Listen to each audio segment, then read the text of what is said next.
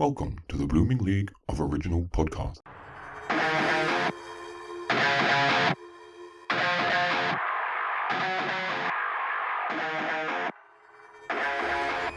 G'day and welcome to oh wait, am I recording? Yeah. To a doubly killer edition of Thrash and Treasure, the Torture Chamber musical comedy podcast where Calamity Jane shoots Kid Rock, then stores the body in the saloon attic. And speaking of lunatic, I'm Aaron, and I'm joined as usual by the beloved star of stage and cinnamon. We loved him in Brody to Rumble, That Thing You Do, and his Oscar-nominated turn in Croissante Mame. It's Evan the Metal Man. How you doing? They're getting worse. Wait, there's more. There's more. The Shawshank Redemption, Begetting Even with Dad, and Needful Things. Oh, stop disparaging my favorite author. Why not? So I've got more puns. Mm-hmm. Snow falling on sesame cedars. Peter Panetta. Dough Girls. Oh, yeah. The Baketrix. Oh, that's a stretch. Chicken Bun. Driving Miss Pastry. That's a good one. Yeaster Parade. Oh, yeah. Flower for Algernon. No, that went over my head. Instead of flowers, flower. Muffin to Lose. Pie's World, the movie. Loaf Soldier. It's meant to be Lone Soldier. The Sandwiches of Eastwick. That's good. The Muppets, Bake Manhattan. Oh, Jesus. Bread of Roses. Love, Volivant, Compassion. You have way too much time on your hands. Seriously. That time was dedicated to planning and writing those jokes. All right, just give me 1 second. I'm going to take the phone out and we'll do the guess what. Oh, God. Yeah. Honestly, I don't know how you do it. I don't have that writing bug. Dog, out. Anyways, guess what? What? I got a puppy. Oh, my God. I got a puppy. Look at her. If you want it in the same pitch, I think it went, oh, my God. I hope you were recording. I was recording. It was up there. Yeah. Oh, what is he? It's a little girl. It's a Girl. 3-month-old border collie. Oh, nice. Oh, they are great dogs. Yeah. They're smart, Yeah. loyal, good guard dogs. Yes. Look at her. Look at her. Isn't she so? I'm so in love. I could cry. I'm so happy. And you They went there. finally read the shopping list. Yeah. We got her on Tuesday, Evan. Ah, I missed it. But she was so noisy that if you had come in, it would have been ruined. Yeah. Whereas this time I got to do it when she was sleeping and bring her in and look at her. Oh, that is awesome. Name. What's the name? Well, they want to name her Bella, but that's from Twilight. Surely there's other Bellas. Yeah, there's plenty. Beauty and the Beast was Bella? Belle. So that's Belle. probably I was close. what we're going to go with. My Disney knowledge is not what it could be. Yeah, but Since I haven't seen it. Any of them. well, we think it's Belle. I want to call her Angel. Oh, you don't like that name? She's gonna make recording fun. Yeah, I'll tell you that. Just let me put her out, all right, before she pisses in my room. Hang on. Yeah, it's gonna make recording fun. Alrighty, that's that done and that done, and I have doggy slobber all over me. And Anya the cat is freaking out, of course. Oh no. Yeah, that can be 50-50. Yeah. Oh, she's all right. But You never know. She's not happy. Like, yeah, we did the other way around. We've introduced a kitten to dogs and they were fine. The dogs were old enough to sort of go, oh, yeah, it's just a cat. And then the cat trusts them and they sleep together. The other way around, yeah, the cat can go, what is this fucking stupid thing trying to play with me? How old's the cat? In my territory. She's pretty old now. We've had her for a while and we got her when she was grown. So, because she was rescue. Yeah, it's up to whether she puts up with a puppy's bullshit. Yeah, we get rescue pets. But anyways, guess what? What? Hang on, I have to get my breath back. You're like, that was a terrible what? What are you talking? No, hang on. Always I'm out of breath. 5 words or less. How was Tommy? we had to cancel, unfortunately. Oh, what? What do you mean? I know. And then tonight's performance for them got cancelled as well. It's a long story, far too long for the amount of time we've got. I'm devastated. However, I have tickets to Harry Potter and the Cursed Child for Thursday and Friday for the 2-part edition because I'm going to get to see it in that 2-part for crying out loud if it kills me, which is probably going to because of COVID. You would have got your license and then run over your own children to get to that show. Yeah, I know. Tell me about it. And now because of that, you've excited me. Anyways, guess what? What? How many fingers am I holding up? 3? 2. Because that's how many West End Divas are up in the record store today. So hopefully one of them is here to stop the metal beat. And that's looking attainable since this adorably bubbly couple spells double trouble for muggles left befuddled by the juggler lumps and rubble puddles caused by vulnerable, subtle and supple fundamental stage tools juggled by these apples of the British Isles. Whilst they tear down the house, kinky boots, and despite the decades delivering dozens of dynamite duos such as Batman and Robin, Shirley and Lamb Chops, and of course, myself and my former co-host Gareth, well, time after time, this toast of the town, talented twosome, has treated ticket holders to truly transcending and transcendingly truthful theatrics that halt a twit in his tracks whilst letting their true colours shine through. Like how one of our groovy guests, go to Joseph, in his amazing Technicolor Dreamcoat, which wasn't the Santa suit he wore while putting the sassy Bic in Assassins, nor was it his rock and leather jacket for the School of Rock in his West End debut, rendering this techno-bearded Dreamboat the perfect yin to the yang of our second gorgeous guest's grand ascension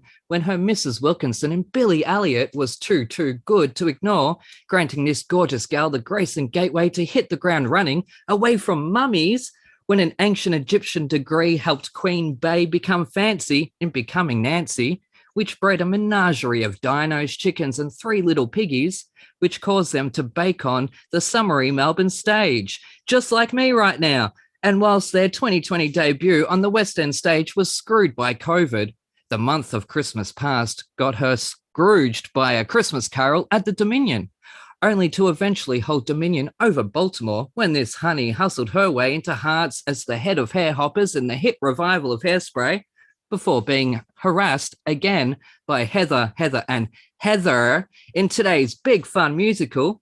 So we're fucking the 60s off gently with a chainsaw as we welcome to the torture chamber with 2 fashionably Aussie g'days and how's it goings to this perfect pair who strutted across the UK in an even perfecter pair of kinky boots, which sent us all in a tizzy because we're joined by those crazy kids, the awesome Alfie Parker and London's latest leading lady, Lizzie Bea. Welcome to the torture chamber. How's it going? I'm gonna die. Woo!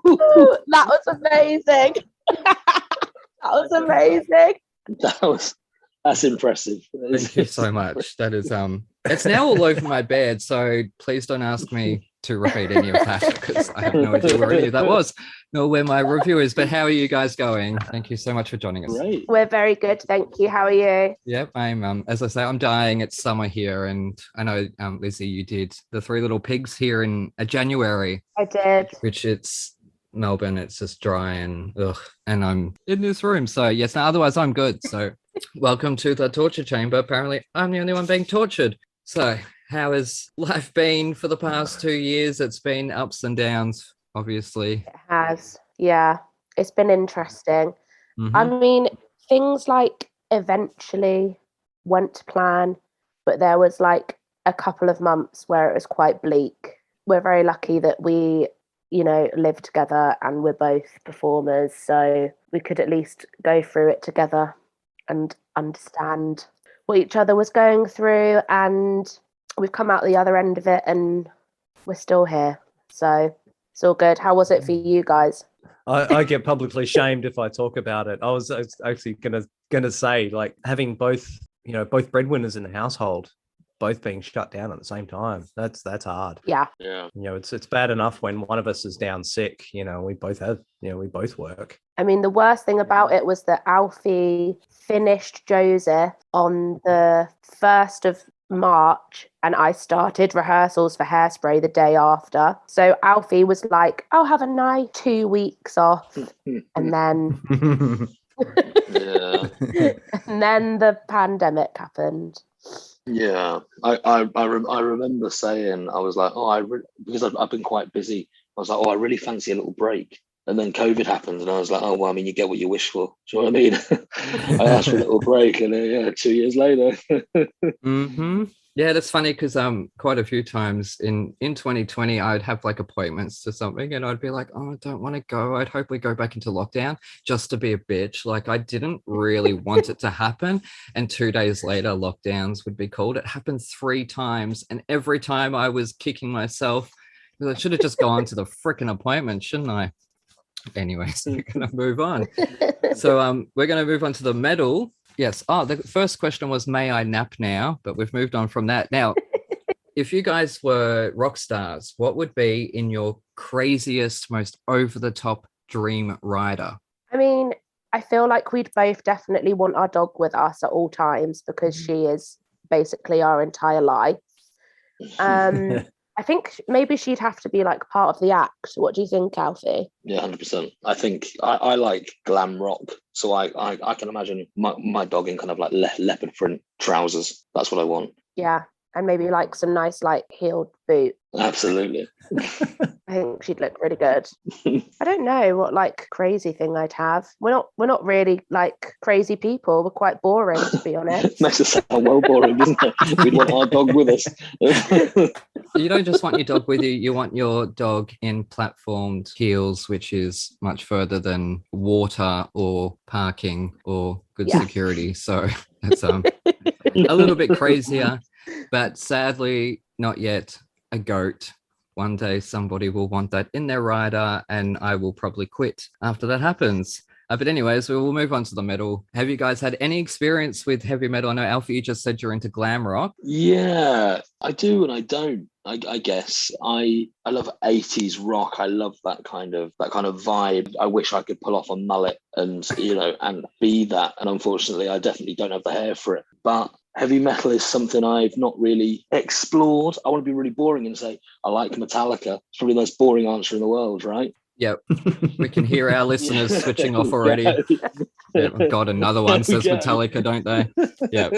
Switch that straight off. So yeah, it's something I've not too familiar with. Yep. Cool. What about yourself, Lizzie? So my brother loves metal music. Yep. And he definitely, as a teenager, listened to it 24/7, which I think unfortunately meant that I sort of decided that I didn't like it very early on because he liked it. But do you know what? Alfie and I actually both really relished the opportunity to listen to music that we wouldn't normally listen to. We're both quite nerdy in that way, and it was like a really cool thing to do that we would never normally listen to. Yeah, that's what we're finding. That's the other thing we hear a lot is that people's brothers listened to heavy metal growing up. I think we've heard that 3 or 4 times now. Yeah. But that's what we love about this show is that people are exploring these different genres. Even myself, I have to do it every week.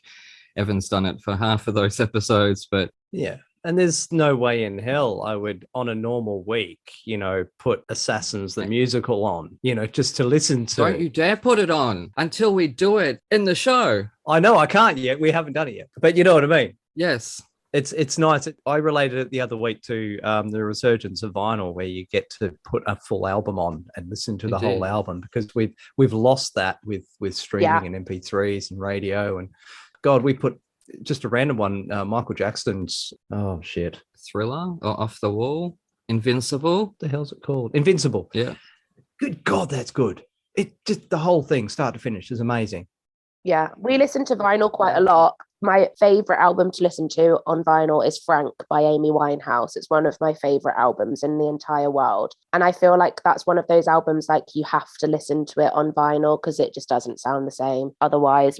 Actually, after Three Little Pigs, after my first ever job, I bought myself a record player because that was what I wanted to treat myself to. So we listen to vinyl all the time. We love it. Nice. Yeah. Yeah, it's something different. It's just, we sit there and chuck albums on and play chess, That's so cute. and get annoyed that I have to turn it over, but oh well.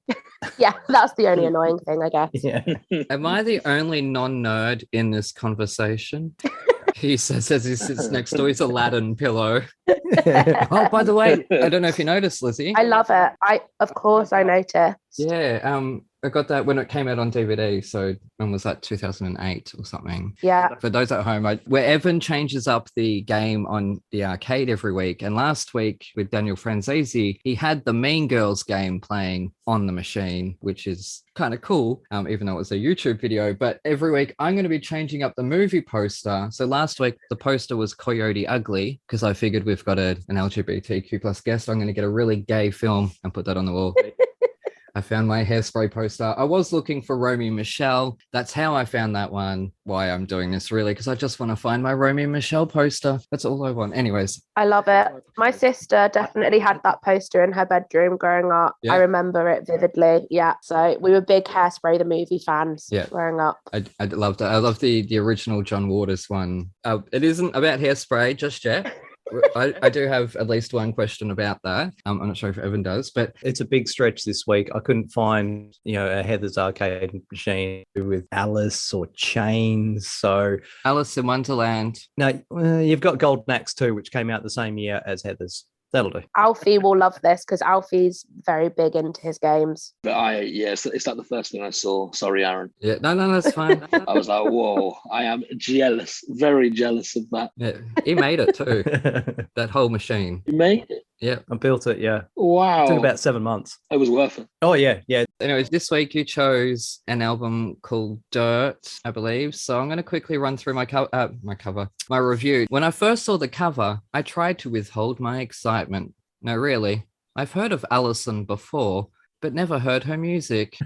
So I pressed the old Spotify to begin, and turns out Alison Chains is a dude. So cautiously, I continue to dive into this familiar but not familiar band. And after my 15th or so listen, I felt dirty. So much so that I needed a shower just to wash away the sleaze, which most often has been a cheeky, get me tits out kind of sleaze. But this felt more like the mid-90s doing coke off my tits whilst collecting illegal samurai swords. That kind of sleaze. I'm all in. 4 stars. Oh. Yeah, this was The Crow. I knew I'd finally find something you'd like. This was The Crow. This was that sound that was in The Crow. I don't even know if they were on the soundtrack. I meant to look that up. No. But I do know Alice in Chains from Terminator Salvation. Oh, that's the T-shirt I could have worn. I wore my Ferris Bueller T-shirt, but I could have worn my Terminator Salvation. Why does anyone have a Terminator Salvation T-shirt? I don't know. Yeah, and I know them from Burnout Paradise, that game. So yeah, I quite liked this. This was eclectic and it was dark, but it was also melodic. The voice, the singing, I don't know. And I've heard maybe better, stronger vocals from people, but that's where they lost a star. But yeah, no, I kind of really liked this. Well, good. But this is Alice in Chains. This is their second album, Dirt, which they released in 1992. Yeah. Has eventually sold like 5 million copies. It's done really well. This was the last recording of their original lineup. Yeah, for like 14 years. They didn't record anything for 14 years. There was no album releases. Because Lane Staley died. Yeah, he died in 2002. Oh, well, I didn't know that, but that's why I wait for you to tell me these things before I put my foot in it. Well, it's a lot what this album is all about. A lot of this album is about drugs, and because they're all effed up on drugs, especially Lane Staley. That's why I got the doing coke off me tits vibe. Yeah, you were spot on. I was. That's. I was thinking of the villain from The Crow. I was nodding along, going, "That's exactly right." That's what I was thinking of. That whole room when they dig out the eyeballs. Is that movie or Showdown in Little Tokyo? No, that's the cutting off of the fingers. Yeah, no, the eyes are in The Crow. Okay, but yes, you're right. But yeah, the main driver of the band is a guy called Jerry Cantrell, who's a guitarist. He's the one who sort of held it all together. And yeah, they did these 3 albums. I think they did one more. Actually, this is their second album. There's EPs, which are really long, so they're kind of classed as albums nearly. But anyway, this is the last album with that lineup, and the bass player left, and he has since died of heroin in 2011. They did one more album. Lane Staley was really heavily into heroin. You could see it. You can hear it, yeah. You can hear it. I don't mean to make a joke of these things, by the way. I just want to put that out there. No, you could, and even the Jerry Cantrell has said since that yeah, that's what's going on, and you can hear it in his voice. So this was the sort of the key album that they got him. He actually got himself sober for the recording of this. Funnily enough, it was recorded in the middle of the LA riots, like the day of recording. That's Rodney King riot. Yes. The LA riots break out, and like they go to the shop to get beer, and there's people looting the shops. They ended up hoiking it out into the country for like 5 days. Yes, that should have been the first Black Lives Matter movement. I'm just going to say that there. Anyway. But yeah, unfortunately, he died in 2002. Yeah, well, he left because he was just so messed up on drugs for like about 6 years, and then he did the Unplugged, and then he died in 2002. The age of 34 of a bloody drug overdose. Heroin takes another great. So he got past 27. Yeah, he got past 27, but not by a huge amount. Oh, 34 is bloody young. Yeah, that's like 2 years younger than me, Evan. Now I'm like so many of them. It's just awful. But yeah, this is easily their best album, and they had like 5 singles off it. Rooster, you must have heard Rooster before. Track 6. Here They Come to Snuff the Rooster. No, I'd heard the last one. What was the last one called? Wood. No, the second last one. That was Wood, which I'm just trying to find whatever one was on at the end of... Oh, Angry Chair. Yeah. Whichever one was at the end of Terminator Salvation. That would have been Wood, yeah. Well, I would have thought it would be Steel since it's Terminator, but okay. Yeah. And whichever one was in Burnout Paradise. It featured in Singles. Sorry, there was a movie called Singles. Yeah, I've got that on DVD. That's Cameron Crowe. Yeah. And I think that's got Pearl Jam and all sorts of those guys. This is the 90s, early 90s Seattle. Yeah, Seattle grunge. With Soundgarden and Mother Love Bone and Green Screaming Trees and all those guys. They all, everyone knew each other, that kind of thing. And I'm so glad at the time they were lumped into the grunge genre, but they're not. They're not grunge. They're half heavy, they're half folk. And if you really listen to it, like break down the chord progressions, they're just good old fashioned rock and roll, some of the songs. Even some 12-bar blues in there. That might be why I didn't hate it. Yeah, because it's not grunge. It's not screamy metal. I like rock and roll. Yeah, and there's a lot of good rock and roll in this. But yeah, so they are still going. I have seen them live. I saw them. Damn, I was supposed to wear the shirt. Anyway, I've got the shirt where I saw them live. We both did it. We're both hopeless. Oh, well, when we do ADR. One of the few times I've actually got the shirt and it's got Alice in Chains on the back. 2005 or 6 or something. I'm not sure when it was, but that was with the new singer. And they've done the risky move of replacing the singer with someone who sounds exactly the same, which means other favorites, whenever they hit any of their singles, the crowd goes nuts because it sounds brilliant. I'm not sure about the newer stuff. I did listen nearly to the entire discography. I didn't get time to listen to a couple in the middle. And you can tell it's a different guy with the newer stuff. But certainly when they play their favorites on stage, it's such a faithful recreation. It's excellent. And he had such a unique voice to find someone who can sound the same. And just on that voice, funnily enough, to get that whiny noise, he runs his voice through a guitar pedal. And I did hear what guitar pedal it was. And I can't remember off the top of my head. But yeah, this specific pedal, the microphone would literally just patch straight through. I've tried that before and, it's hit and miss. Sometimes it ends up sounding like absolute garbage. And God, how much spare time do you have, Evan?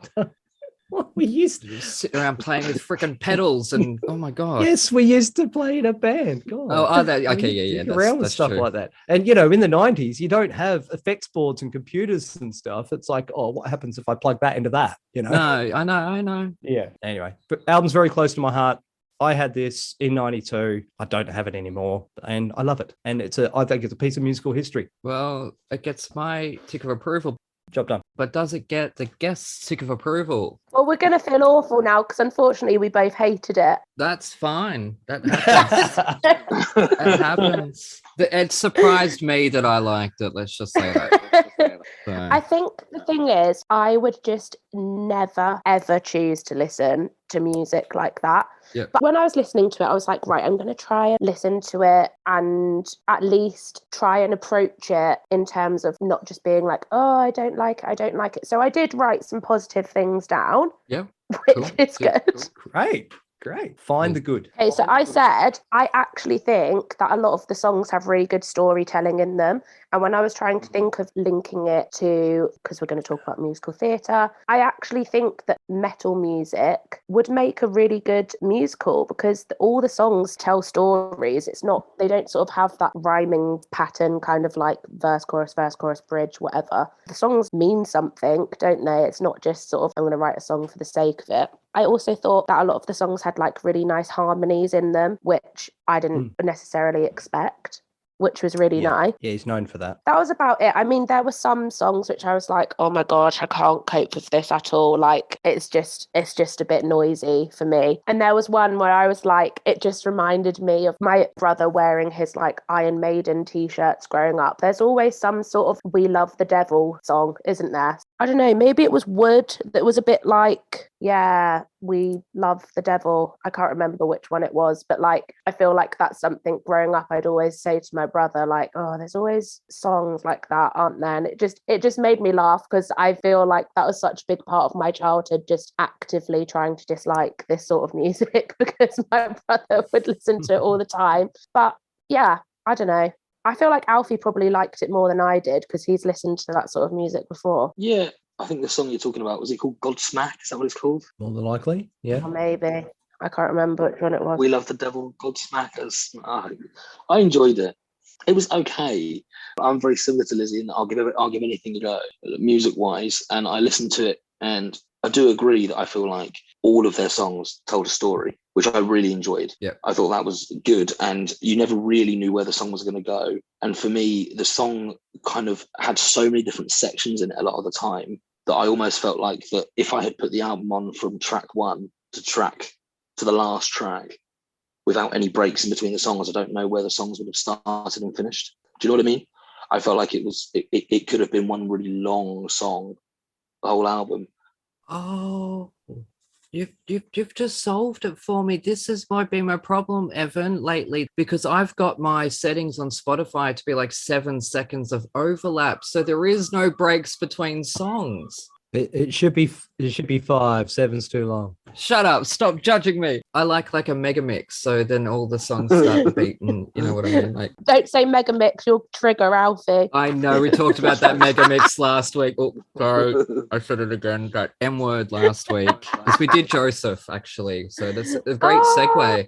Funnily enough, and there's another, like all these episodes being connected up somehow just by themes and people and stuff. Anyway, sorry, we've completely gone off the rails there. No, I got a favourite song out of it from the album, which is good. So clearly I enjoyed it to some extent. Do you know what I mean? Yeah. Otherwise I would have gone, oh, it's all rubbish. But it wasn't all rubbish. It really wasn't. Damn the River, I believe is what it's called. Yep. Was my standout. I enjoyed that and I thought it was clever. Like, you know, I think he says in the song that he doesn't give a damn. And I like all of that. And I feel like in that sense as well, that is also very musical, you know, multiple meanings. And it's been cleverly written. And I can appreciate that a lot of time has gone into it musicality wise. But for me, it was not my cup of tea. But I can totally see where you say that you think it's a piece of history in music.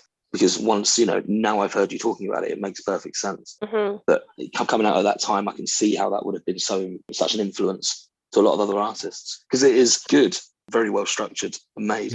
Yeah, I mean, you're talking the same year as Nevermind, you know, Nirvana, when that hit. And it was just everyone's all descended on Seattle and looking for, you know, more. We want more of Nirvana and more Soundgarden. And then, Alice in Chains sort of dropped this and they didn't really fit into any of the groups. You know, they were touring with Megadeth, who were, you know, way heavier than them. Yeah. And then they were also touring with people like Van Halen. Van Halen kept inviting them on tours because they love Alice in Chains so much. They got booed a fair bit just by being in the wrong venue, you know. Yeah. Wow. I think it's interesting for us as well because like we were both born in 94, right? Because my mum is like really into music, like in a big way, and Alfie's mum actually, they like very different music, but we're both quite lucky that we've like grown up in households that love music. Yep. And my mum has always said, like, she says, I just feel really sorry for your generation because you haven't really lived through a sort of style of music that's been huge at the time. Do you know what I mean? Like, Yeah. so like my mum loves Motown, for example, and that's what I grew up listening to. And you're sort of saying like this sort of music defined the early 90s and stuff. Of course, we've had iconic bands and stuff like that. And I guess like Britpop was a huge thing when we were growing up. But I would never normally listen to this sort of music because I haven't sort of like lived through all the history of it and all that kind of thing. So it's really cool to hear you talk about it in that way, because I guess we don't really have something to relate to in terms of that kind of thing happening in our lifetime. Yeah. Evan has that effect of making you feel bad about your feelings and your opinions on the music, because it comes in with all these deep dives and all this information. And here I am making jokes about doing cocaine off my tits. So I'm a guy, by the way. Like, I don't have that, but it's a joke, of course. And then he goes and says that. And now I'm sitting like, feel awful. But at least I gave it 4 stars. So Yeah, I was really surprised with the 4 So the same thing, you know, our parents went through the, or depending on their age, through the emergence of rock and roll, for God's sake, and disco, and there's, you know, there's so many sort of musical revolutions every, you know, half a decade or so. yeah, And yeah, I think grunge was one of the last, unfortunately. we've run out of genres. Yeah, now anything goes. Now it's just whatever. You know, you can find anything. Yeah. Oh no, that's actually a really sobering thought. Yeah. Oh my God, that's a challenge to any musicians listening to this. I don't care what you play now. Please start inventing new genres for us, because we've got hundreds and hundreds of years ahead of us for this species to live. I know. So we don't want to be doing the same thing over and over again. I have a running theory Yeah. that we're actually going to run out of music as a race. One day, everything's going to be done. Every chord progression is going to be done. Yeah, there's only so many notes. Yes, there's only so many notes, and they're going to be used in so many ways. Now it's a big amount of ways, but as a race, one day we're going to run out. Yeah, Probably. But anyways, it looks like we can wipe the dirt away now. fair enough. Oh my God, Father, it's just so mean to me. We're going to go to an ad break. I try so hard. Anyways, you're listening to Thrash and Treasure. You're not going to. Sorry, Evan, throw it in. I was going to say you're not going to bury the album or anything. Not going to. Oh, that was it. We can bury that album 6 feet under.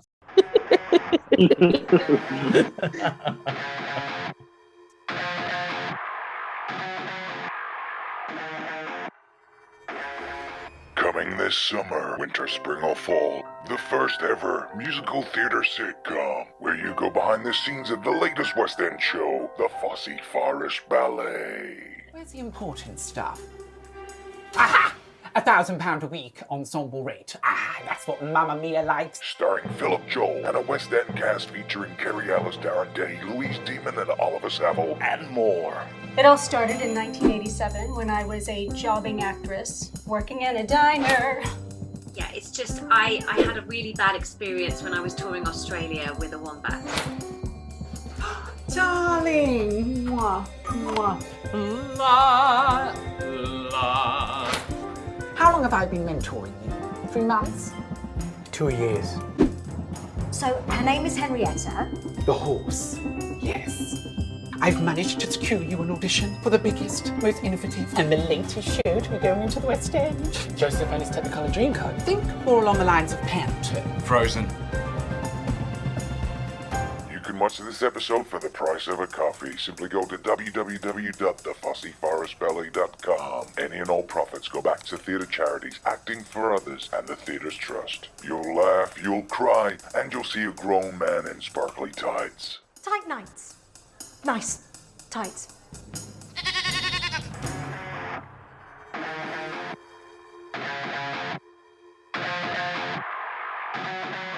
Anyways, you're listening to Thrash and Treasure. I'm Aaron. That's Evan, and we are joined by the most gorgeous couple from the West End, Lizzie Bea and Alfie Parker. And I had a look when I was, preparing this episode. Obviously, we've got to, get a photo for the poster and all that. And I typed in Alfie Parker, and I realized that you're white. And most of the photos were of an African-American guy, an actor. It's all the time. I know. Same thing. And I'm like, do I roll with this and be a total bitch and in his introduction just put that guy's bio in the credentials, then invite that guy onto the show and do that to him? But no, I didn't, because I'm not mean. Well, I am, but... And Lizzie Bea, of course, obviously, who has just been in Heathers at the other palace. I'm still doing it. Oh, you're still doing it now? Still going. Still doing it now. Yeah. Wow. Oh, it is too. Oh, but actually, I have it written down somewhere to ask you that before we start recording, just so I wouldn't make that mistake. But I did. It's okay. It's not your fault. We've literally just extended until the 1st of May. So I will be there until the 1st of May. Nice. I did know that. I did see that. Yes. So now, just before we move on to your thoughts, Evan, now a little fun fact for people at home related to last week's episode and 2 weeks before that with Amali Golden, where we did Mean Girls the musical, which Mean Girls the film was directed by Mark Waters, whose brother is Daniel Waters, who wrote Heathers. Yeah. Wow. And we had Daniel Franzese on the show last week. So you know what I mean? Like there's all these weird connection things. And we did Joseph last week just by chance because Daniel has these interesting theories about Joseph and that story. So that's sort of what just happened. Anyways. Now, I forgot to say last week, actually, the last show I auditioned for and got into, because Bat Boy the Musical got cancelled before they could cast it. The last show I got into was actually Joseph, and I got the part of one of the brothers, but I never got named. We never got our parts because that too got freaking cancelled because the rights got pulled because there was meant to be a professional production coming, which never happened. Alfie could just perform a few segments for you now, if you like. You would have been the sneaky one. I would have been Benjamin because You would have been the sneaky one who had the golden cup in his bag. Benjamin, yes. I was the smallest and the runtiest of the lot. So, yes, I would have been him, which would have been all right. But anyways, yes. So we're going to do Heathers, the musical, which Lizzie had taken part in the West End workshops or the London workshops when it was taken over there to sort of redo, because that happens. Sometimes things, I've said it before, the alchemy of a situation. Sometimes things just don't work out. Things can have potential and then they need a bit of tweaking. So, Evan, what did you think of this? And were you a fan of the movie? Well, yeah, I think everyone's a fan of the movie, which is, of course, the 1989 film. Winona Ryder, a few others. Christian Slater, Shannon Doherty. Slater, of course, yeah. They all went on to be, known. It's a polite way to put it. Didn't know. They grew into known people. Yeah. I think it's a lot easier knowing the story. Yeah, see, unfortunately, as you mentioned, we just done Mean Girls, and the comparisons are pretty thick. Yeah, and I absolutely loved Mean Girls. It was just so well done. And unfortunately, this first listen through, I wasn't a big fan. Evan. And then I gave it like 3 more listens. I've listened to this at least 4 times in a row. I then compared it to the US off-Broadway recording. And I love what British do when they go and do a new production of something that was originally American, even though it's pretty much, as far as I can tell, word for word and even note for note, you just give it so much more oomph. In general, it does sound like a different musical by having different people and oh my God, Carrie Hope Fletcher. She's amazing. Holy shit. You are such a fangirl, aren't you? I am a fangirl from Cinderella. It's my heterosexual co-host, ladies and gentlemen. Anyway, so that's me. She's awesome. Her voice is incredible. Yeah, I'm not doubting it at all. I'm just teasing you because that's what I do. Anyways. Yeah, that girl's going to go far. Yeah, like she ain't already. So I basically did the workshop, and then when that recording was done, I was in another job, so I didn't get to do it with Carrie, but I do know Carrie, and she is just as lovely as she is talented, and she's just also kind of this like incredible role model for people in our industry as well. She's like really big on body positivity, which is something that I'm also really passionate about. Last night she just won the What's on Stage award for Best Female Identifying Performer. So she's just smashing it at the moment. Like, she's just a really, really amazing person in our industry. And I think it's really good for young people, fans, to be growing up with someone quite normal and quite nice in the industry. And yeah, she's just great, isn't she, Alfie? like really, really good person. Yeah, sometimes it happens. I mean, I think in everything you do hear, oh, they're really good, but they're a nightmare. You know, they might be really talented, but they're a nightmare to work with, or they're this or they're that or whatever. Yeah. I don't think I've heard anyone say anything bad about Carrie. Nice. She's great. Yeah. Anyway, point was, I gave it the first listen. I don't know, it just didn't grab me. And I've listened to it 3 more times, just of the West End copy. And yeah, it's one of those. It grows on me. It really does. You've got what's the difference? Yeah, okay. This has got listed blue. Now, blue I know got cut in favor of something called You're Welcome, I think it was. Yeah. I don't know. Blue was kind of funny. It's a shame. I don't know. I don't like it when they cut songs out. So like, stick with what you put out the first time. After seeing Vision, Dead Girl Walking was, oh my God. You do a bit of a sex scene on stage and the crowd just goes mental, don't they? Yeah. Yeah, that's the big difference as well, is the British crowds. Jeez, you've got to allow for them to cheer. They don't stop, do they? Yeah, what's happening to British crowds? Turning into American crowds. We're seeing it right before our eyes. I don't mean to judge, but I totally mean to judge. It's only for certain shows, I think. Heather's very, very quickly turned into a massive cult show here. And I personally had never experienced that before Heather's. But now there are quite a few, Bat Out of Hell is exactly the same. And Six, yeah.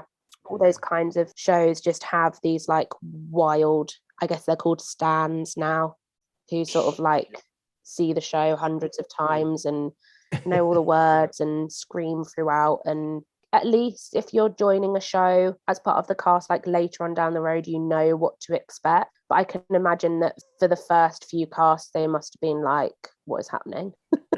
Yeah, we've gone on about, I've gone on and on about the fans bringing that fan behavior, that concert mentality into the theater, where I've paid $130 for a ticket. Sit the fuck down already.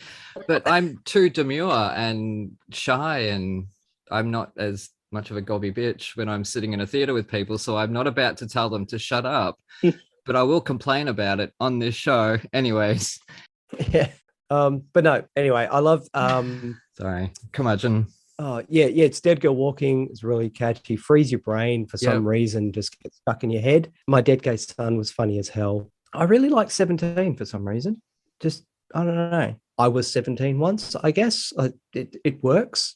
And of course, the other big funny one is, of course, Kindergarten Boyfriend, which is yours. What I get to sing every day. Yeah, I know.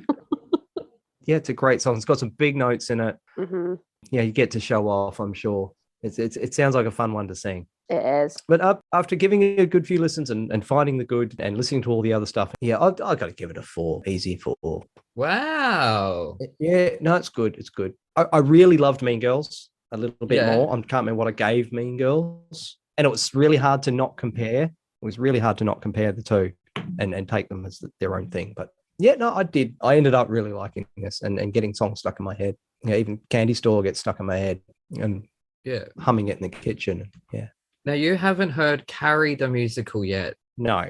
I compared this Heather's more to Carrie in sound than I did Mean Girls, which I think has more of a pop sound. I was more because I only just listened to Mean Girls last week. Yeah. And it's a similar theme. It's nothing musically. They're very different. No, they're not even close.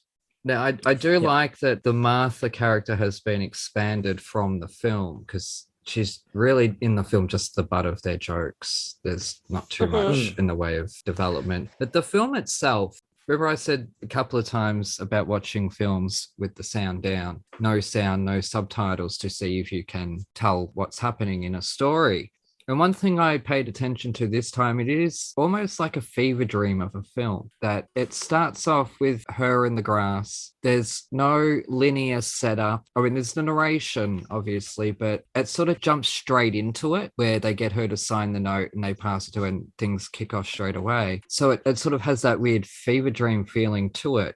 Whereas the musical, the writers have expanded that story, given things a little bit more purpose, or at least explain things a little bit. We have a bit more of a lead in before the note happens and things like that. Obviously, got to fill out a musical, but that's what an adaptation should be, is what I'm getting at, is that You should be taking the material and taking all the things you love, but not be fan service about it. The important things, put that in there and then build around that. That's what a great adaptation does. And that's what they did here. Now, the other thing I've gone on about at least once, I think, on this show is street clothes on stage. Oh my God. Look at the history of street clothes in theatre. And if you can look at a character wearing quote unquote street clothes and tell who they are, they did their job right. Those three Heathers with that iconic, the tartan, blazer and the tartan skirts or dresses or whatever, that's iconic. So to build around that, give these characters an individual look. It doesn't really have it in the film. Well, JD kind of does, so you can tell who he is. And the Heathers, you can tell who they are. But this is the problem I have with modern theatre, is that addressing your characters to look real, like they're really on the street, is taking away the iconography of theatre. Okay. Full stop. You look at that little red dress with the white collars and cuffs, that's Annie. Straight away, you know that's Annie. Yeah. Just a simple red dress. That's it. And even Christine Daae, a very simple white dress, but the way it is, the way it's designed, and with the hair, you know straight away who that is. So, and there again, I preferred the staging. The West End staging was again so much better than the off Broadway. It's like, we'll take your thing you've made and improve on it.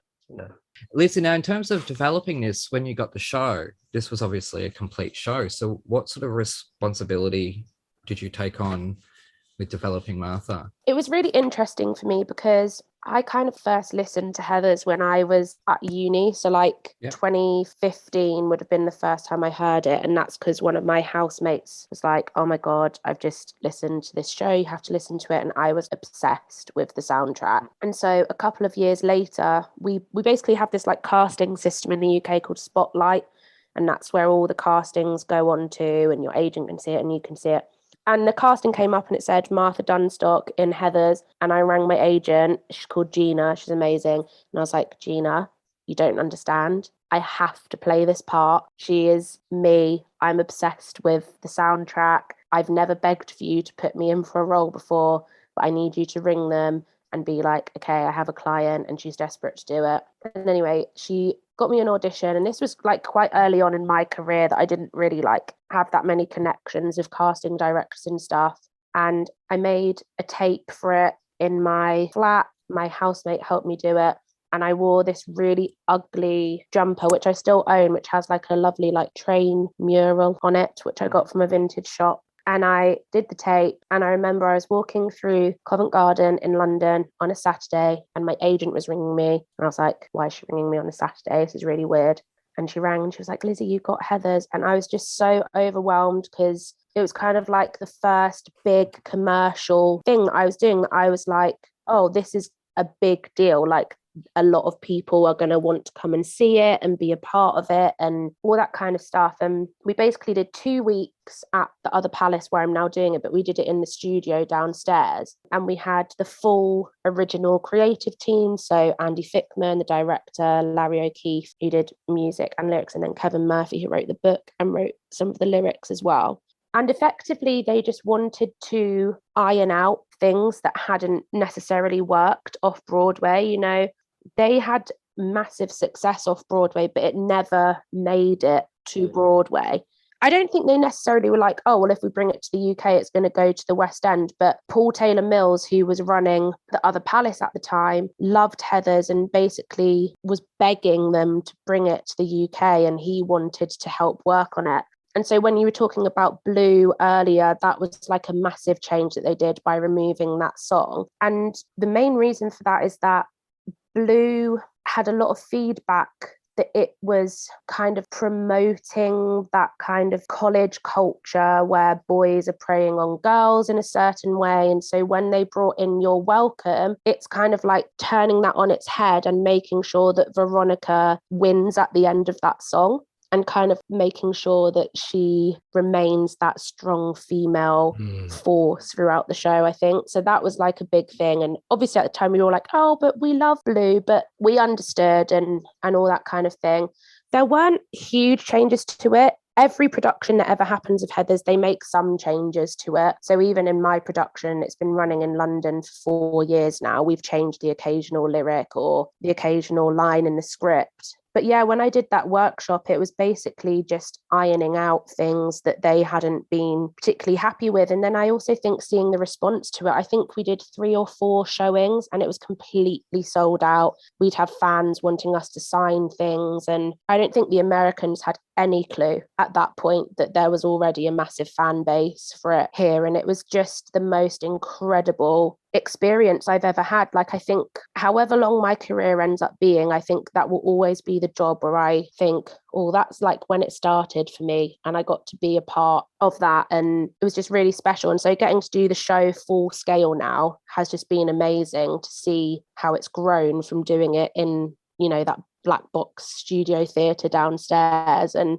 it's just amazing. And Martha's such an incredible character, and getting to do it at like 4 years older as well, I think I kind of am seeing it in a different way as well as an actor. So it's just great. I love it. Yep. And yeah, the world is filled with a lot more sociopaths at the moment Yep. than what it was 4 years ago, it feels like. Yeah. Yeah. Well, that's the thing I was going to bring up with a show like Heathers, and there's so much, you know, questionable content that has somehow survived. Please leave it.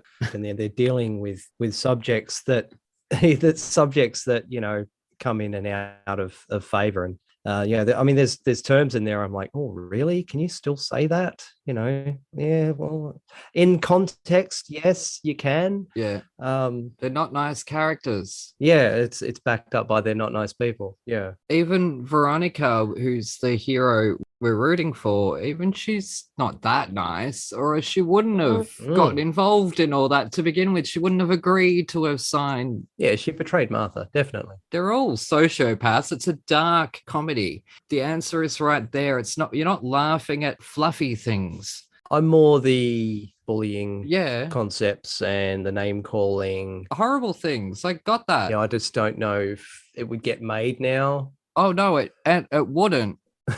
Yeah, there you go. It wouldn't, but I don't think we should be looking at films or musicals or music or anything and judging that art. No, Judge the time of which that art is commenting on, because art, no matter when it's made, it could be made in, say, 1960, but it's about the 1800s. It's a comment on the 1960s using the 1800s. That is what artists do. They comment on the present day using whatever means inspires them. So anyways. Well, I think we could have tipped a cow somewhere in there.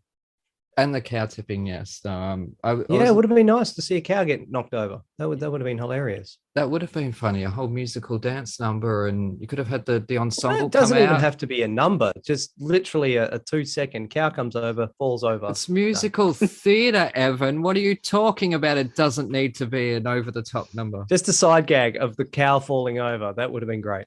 Yeah, but no. You A nod to the fans. A lead up there. But anyways, we're going to move on quickly because we are running out of time.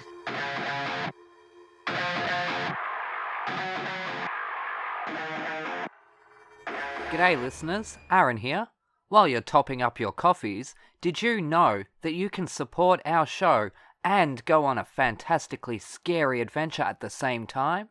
Go to www.thetonistonTales.com/bookstore to grab your copy of The Toniston Tales, a darkly funny Aussie trilogy about a young boy who rescues injured animals in his spare time and the roller coaster ride he's taken on by a literal fish out of water. Written by me, the village idiot of Thrash and Treasure, you'll come to love Toniston Turnbull and the dozens of wacky characters that he meets along the way. And here is a sneak peek. After barely 3 hours of light sleep, Toniston Turnbull slowly opens his eyes, his body feeling heavier than it ever has before. Not from extra weight, from tiredness and stress. Polly sighs in the shadows behind him, the flame of the nearest barbed wire tiki torch tower having died down, but not out, while Toniston napped. "Are you awake?" Toniston whispers. "Oh, how can I sleep in this place?" Polly moans, turning onto her side and facing Toniston, who stays on his back, imagining obscure animal-esque shapes in the rusted tin roof above them, shadows faintly formed by the nearest dying torches. We need to work out a way to get out of here, Toniston states the obvious. He whispers, despite the fact the nearest shacks to their own are several meters away, and the occupants presumably asleep, as most prisoners seem to be. How? There's no fence to squeeze through, or even climb, Polly replies, sitting up in bed and then stretching out her sore arms. The hairs stand on end from the slight chill in the air. I don't know, but I think the whole fighting thing is a distraction. You mean to distract the other prisoners when new ones arrive? No, I think that was just bad timing. Didn't you notice? Toniston goes on to explain his theory. That fight happened, everybody gathered around. I didn't see one person who wasn't watching, and then when I vomited, the only gate in this place closed shut. What are you trying to say? I think something happened when everyone's back was turned. Like what? Whispers Polly, her voice breaking up in fear. I don't know. That's what we've got to find out. Toniston's brain starts working overtime, but it's strange that nobody seems to want to leave. They seem almost happy. Definitely content. So, when's the next one of those stupid beatdowns? Toniston can't help but think Polly looks tough, almost evil in the shadows as she asks, I don't know, Toniston begins. But both teenagers are distracted by a crumbling noise in the distance. Hopping out of bed, Toniston joins Polly on her own, equally uncomfortable one, spotting a large, white package hovering close to the cave ceiling. Behind it, a shadowy figure. The package is lowered down, causing the teenagers themselves to lower as well, hoping not to be spotted by whom or what may be operating this obscure crane. Over a long, slow descent, the package is dropped to the ground. Polly keeps her eyes on it, but Toniston looks up immediately, spotting a large black shadow scurry away to God only knows where. Come, he whispers, as he quietly hops off her bed, slipping into his docks with bare feet. Polly follows his lead. Careful to keep watch on all directions, the teenagers swiftly sneak over to the white package, their hearts beating an almost tribal jam in perfect harmony, and stopping in their tracks as the sudden realization of what lies before them sinks in. A woman, seemingly in her early 20s, wrapped up in bandages from the neck down. No, not bandages. Is that spiderweb? Polly asks, completely mortified at the prospect. Grab your copy of The Toniston Tales from thetonistonTales.com/bookstore today. Hooroo!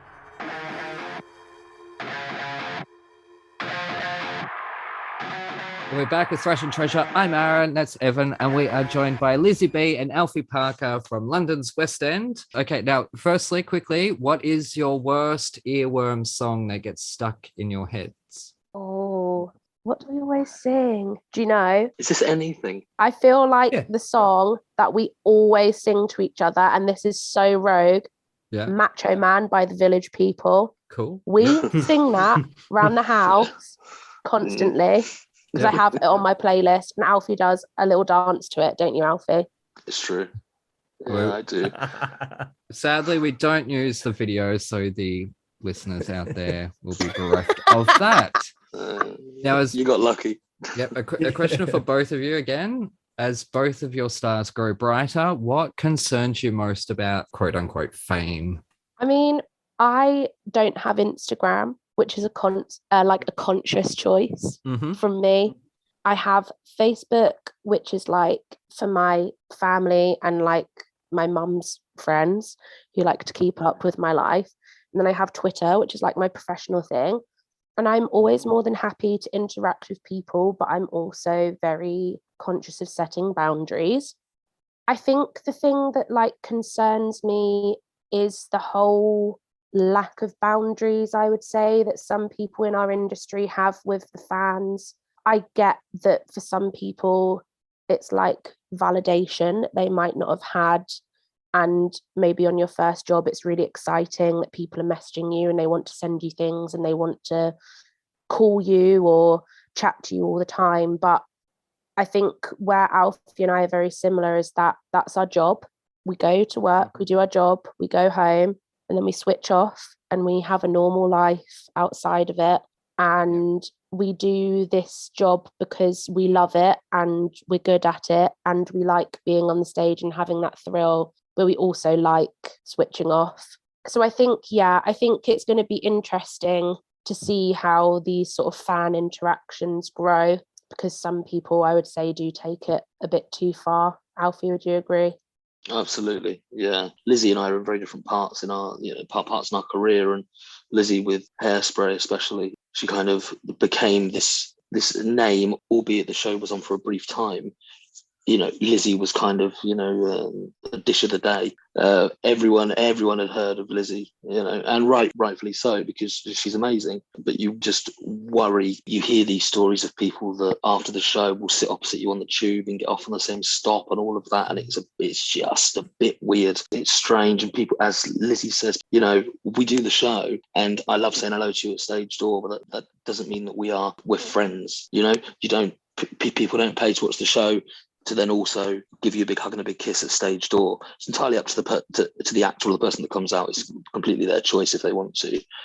But I just sometimes I worry that people get very attached because shows like Heathers have this massive following and people do watch shows 25 times. People think they know you, Yeah, that's a hard one when the fans are just so wrapped up in the character and the person, and just they don't stop to think that you're doing a job. You're paid to do a job and you do it well. And exactly.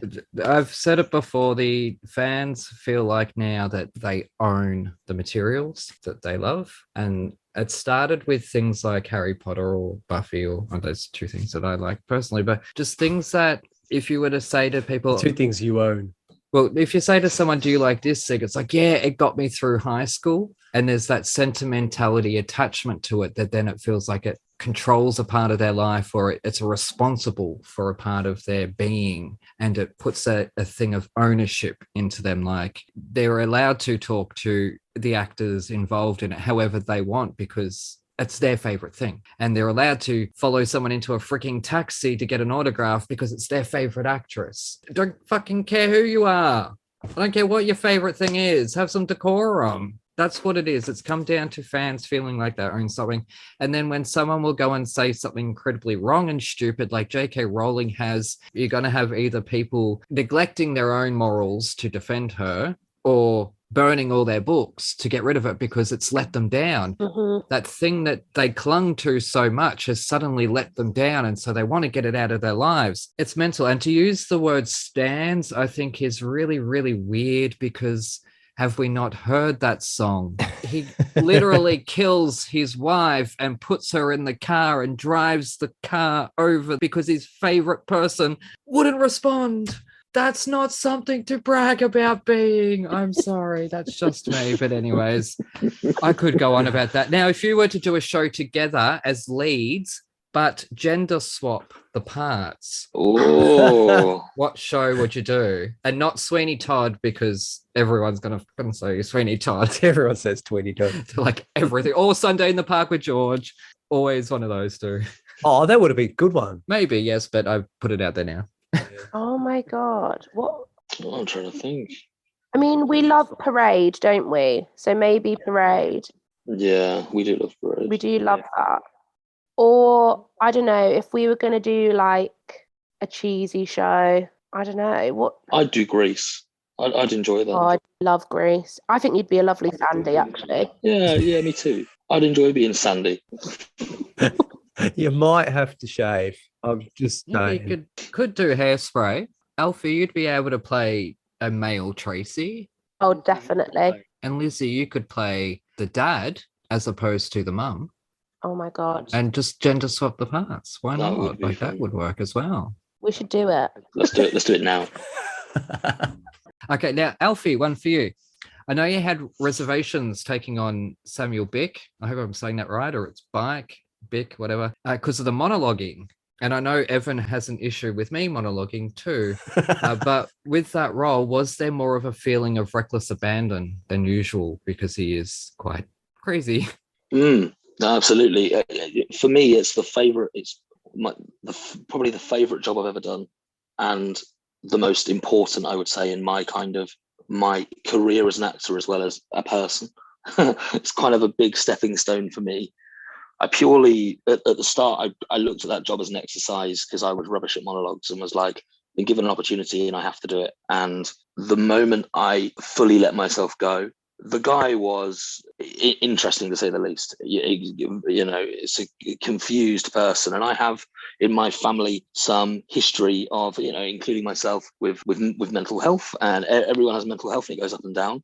And Sam Bick, also had that. And every time I did that monologue, it was different. And I rehearsed it so much that I wasn't thinking about what I was saying. And as an actor, I can put my hands up and say that, the monologue wasn't perfect every time. And sometimes in the heat of the moment, I would kind of maybe put a sentence in the wrong place and then come back to it. But I loved it. And I think if anyone else gets the opportunity, you have to let the character take over. I felt like I was like a vessel for that information, because granted, what he did and what everyone in that show did is bizarre and not necessarily the right thing to do. In their minds, it was. For him, that's who he was. That's what he had to do.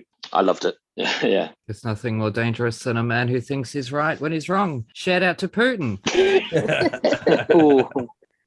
After the BLM movement, the Black Lives Matter movement, caught wind again in 2020, when you were meant to have done Hairspray, when you eventually got to the part and to do the show, did you approach it any differently now that you had personally lived through such an explosive? Yeah, 100%. You couldn't not let that be part of your consciousness when, especially doing I Know Where I've Been. And Marisha Wallace, who played Motormouth, is not just an incredible performer, but an incredible human being. She's very intelligent, very passionate, very aware. And our creatives were amazing, and we sat down as a cast. So I was very lucky with Tracy because I got to interact with everyone in that cast. Obviously, one of the huge subject matters is segregation. And so a lot of the time it would be the nicest kids characters and then the Motormouth characters, and they'd be completely separate. But anytime the Motormouth characters were having these very important discussions in rehearsals that our creatives managed beautifully, I got to be a part of it and listen to people in my cast tell their stories, and it was incredibly moving. And actually, as part of that, there were rewrites that were made to the show as well. So some of the material from the film or from the last time it was on in London got changed. So one of the big changes was in You Can't Stop the Beat, Marisha sang, and it sees both white and black instead. And the first time that Marisha sang I Know Where I've Been in rehearsals, I've never seen so many tears in a rehearsal room. I think after all the discussions that we'd had, it was just this very cathartic moment. And also on our last ever show, we were all just in floods of tears, and the official blocking went out the window. And we all I remember stood in this circle and held hands and cried and just thought, how lucky are we to be doing this show at this time? And that song pretty much got a standing ovation every single performance. And I think people just needed it at that point. And of course, it's slightly worrying because we're telling a story set in the 60s and not a lot has changed. And I think that would go through people's heads quite a lot. But I just think the world needed Hairspray at the time we did it. And I feel very lucky that I got to be a part of telling that story for people at that time. So yeah, it was an amazing experience to get to do that after BLM. Yep. As someone who's grown up with Hairspray since I was 4 years old, the original movie, the world always needs that movie and that message. Yeah, I know. Now, Alfie, when you eventually one day, hopefully you get to begin teaching, what's going to be your number one rule in the classroom? Oh, I'm going to say strong and wrong, which is something I was taught. Yeah, strong and wrong. Strong and wrong. I think, it's the only way we learn, isn't it? As people make mistakes. So do it strong, do it proud, with a big smile on your face. Yeah. And then hopefully you won't do it again. That's it. That's what I always say, isn't it, Evan? That the only thing funnier than a joke that lands is a joke that fails spectacularly. Yeah. So go big or go home. Yeah. Yeah. Now, Lizzie, you've performed in Melbourne and London Yeah. and America as well. So what are the differences between the communities that you noticed? Australia, I would say, is really relaxed and we were looked after so well. Yeah. Like, I think they were incredibly grateful that we were there doing a show, and I just loved the atmosphere. I loved that you guys have such a focus around hospitality, which is something that we're a bit crap at in the UK. Yeah. So that's what I loved there. The UK, it's just kind of like, I don't know, like doing Hairspray was my West End debut, and like that was such a massive thing for me, and getting to do a show in the West End was just like a massive tick, and working with people like Michael Ball, who is just an absolute icon. Mm-hmm. You're not going to be able to do that anywhere else. America, I always say that their work ethic is incredible. They take the work very seriously, and because the talent pool is so big, you know that you are working with like the best of the best. Yeah. For Americans to be in a Broadway show, they have to be the like creme de la creme of the, you know, theatrical industry there. I made incredible friends doing it there, and we also got really, really well looked after in Atlanta when I worked there. So Yeah, Southern hospitality. yeah, no, it's just different approaches to the work. Yeah, but very lucky to have worked in all those different places and kind of experienced that. Yeah, awesome. Now, home and away or neighbours? Neighbours every time. Good, you can stay. Okay, Evan. All the important stuff. Alfie, with you, I heard you on another podcast talking about your work with assisted living carers and like taking you run some part of an organization that take people in need to take them out and just get them out of the house, get them doing something. As a parent of, I have a child with cerebral palsy, quite severe, so he's not, he's in a wheelchair, we have carers. There's a carer actually out there now with him. We rely on them, really. We've only just in this last year got them. So I've had to do everything myself, and when I came along, I haven't told Aaron this. I met my wife on a dating app, and it said, I have a child with CP. I'm like, oh yeah, whatever. Didn't really think that much of it. And he was like 7 years old at the time, so I could just pick him up, move him around, no problems. But over the last 7 years, he now weighs more than me, and I still pick him up. And there's and we have issues when going out with most venues. They'll have wheelchair access, they'll have wheelchair seating, all that kind of thing. Whereas, and then you get like movie theaters that won't.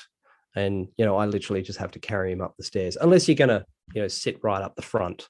But no one wants to sit in the front row of a freaking movie. And, we've gone behind the scenes in monasteries and stuff, and it's like a spiral staircase. And I carried him up there, God knows how. But yeah, so so the question is, so what you do is fantastic, and the organizations you're part of are fantastic. They're so needed. We can actually go out of the house now after many years of not being able to. You just can't. We both work full time. He's full time. You know what it's like. Anyway, with so much advocacy breaking through, how are the theaters adapting to people with disabilities now that they're all reopening? Do they do a decent job is what I want to know.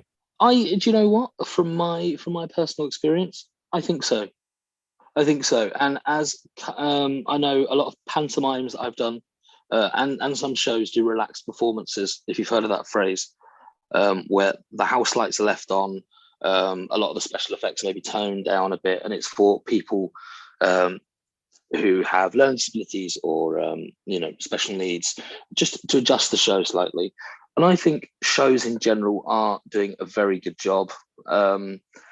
Sometimes, so my brother's autistic as well, quite severely autistic, and he always 9 times out of 10 comes to watch the show that I'm doing, and he'll sit in the front row, and he's a 6'4" guy, weighs 20 odd stone, and he conducts the show from the front row next to my mum.